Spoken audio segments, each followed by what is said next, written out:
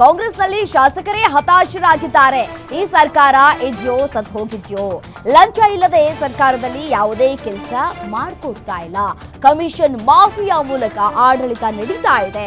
ಎಲ್ಲ ನೋಡ್ಕೊಂಡು ಸಿದ್ದರಾಮಯ್ಯ ಕಣ್ಮುಚ್ಚಿ ಕೂತಿದ್ದಾರೆ. ದೇವರಾಜ ಅರಸ್ ದಾಖಲೆ ಮುರಿಯೋದು ಸಿದ್ದರಾಮಯ್ಯನವರ ಪ್ಲಾನ್ ಆಗಿದೆ. ಅದಕ್ಕೆ ಅಂತಲೇ ಸಿಎಂ ಕುರ್ಚಿಗೆ ಅಂಟ್ಕೊಂಡು ಕೂತಿದ್ದಾರೆ. ಸಿಎಂಗೆ ಕಿಂಚಿತ್ತಾದರೂ ಮರ್ಯಾದೆ ಇದ್ರೆ ರಾಜೀನಾಮೆ ಕೊಡ್ಲಿ. ರಾಜ್ಯ ಸರ್ಕಾರದ ವಿರುದ್ಧ ಬಿವೈ ವಿಜಯೇಂದ್ರ ಕೆಂಡ ಕಾರ್ತಾ ಇದ್ದಾರೆ.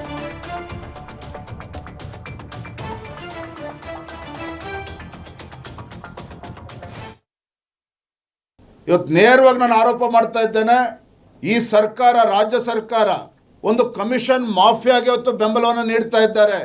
ರಾಜ್ಯದಲ್ಲಿ ಇವತ್ತು ಕಮಿಷನ್ ಮಾಫಿಯಾ ಮುಖೇನ ಇವತ್ತು ರಾಜ್ಯದಲ್ಲಿ ಇವತ್ತು ಆಡಳಿತವನ್ನ ನಡೆಸ್ತಾ ಇದ್ದಾರೆ. ಮುಖ್ಯಮಂತ್ರಿಗಳು ಎಲ್ಲವುದನ್ನು ನೋಡಿಕೊಂಡು ಕಣ್ಮುಚ್ಚಿಕೊಂಡು ಕುಳಿತುಕೊಂಡಿದ್ದಾರೆ. ಕಾರಣ, ಮುಖ್ಯಮಂತ್ರಿ ಸ್ಥಾನವನ್ನ ಉಳಿಸ್ಕೋಬೇಕು. ಸಿದ್ದರಾಮಯ್ಯನವರು ತಮ್ಮ ಮುಖ್ಯಮಂತ್ರಿ ಕುರ್ಚಿಯನ್ನ ಭದ್ರಗೊಳಿಸ್ಕೊಳ್ಬೇಕು. ಸಿದ್ದರಾಮಯ್ಯನವರು ದೇವರಾಜ ಅರಸರವರ ದಾಖಲೆಯನ್ನ ಮುರಿಬೇಕು.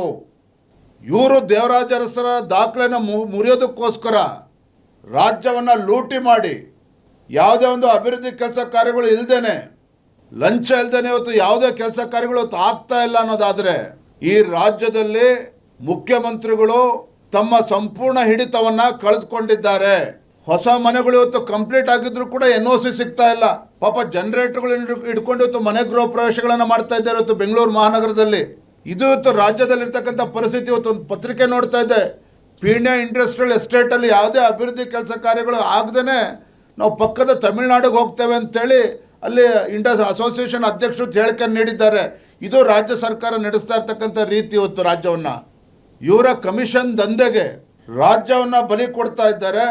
ರಾಜ್ಯವನ್ನ ಬಲಿ ಕೊಡೋದು ಒಂದ್ ಕಡೆ ಆದರೆ, ಮುಖ್ಯಮಂತ್ರಿಗಳು ತಮ್ಮ ಕುರ್ಚಿಯನ್ನ ಉಳಿಸ್ಕೊಳ್ಳೋದಕ್ಕೋಸ್ಕರ ಸಚಿವರಿಗೆ, ಆಪ್ತ ಸಚಿವರಿಗೆ ಟಾರ್ಗೆಟ್ ನೀಡಿದ್ದಾರೆ. ಇವತ್ತು ಎಷ್ಟು ಹಣ ವಸೂಲಿ ಮಾಡಬೇಕು, ಹಾಗಾಗಿ ನಾಗೇಂದ್ರ ಅವರು ಹಳ್ಳಕ್ಕೆ ಬಿದ್ದಿದ್ದು.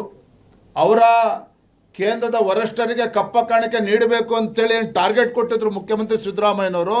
ಇದರ ಪರಿಣಾಮನೇ ನಾಗೇಂದ್ರ ಅವರು ಎಸ್ಟೇಟ್ ಡೆವಲಪ್ಮೆಂಟ್ ಕಾರ್ಪೊರೇಷನ್ ಹಗಡಲ್ಲಿ ಸಿಲುಕೆ ಹಾಕಿಕೊಂಡು ಇವತ್ತು ಕೂಡ ಇವತ್ತು ರಾಜೀನಾಮೆ ಕೊಟ್ಟು ಮಾಜಿ ಸಚಿವರಾಗಿ ಇವತ್ತು ಕುಳಿತಿದ್ದಾರೆ. ಮುಂದಿನ ಸರದಿ ಜಮೀರ್ ಅಹಮದ್ ಅವ್ರದ್ದು. ಅಂದ್ರೆ ಮುಖ್ಯಮಂತ್ರಿಗಳು ಏನು ಟಾರ್ಗೆಟ್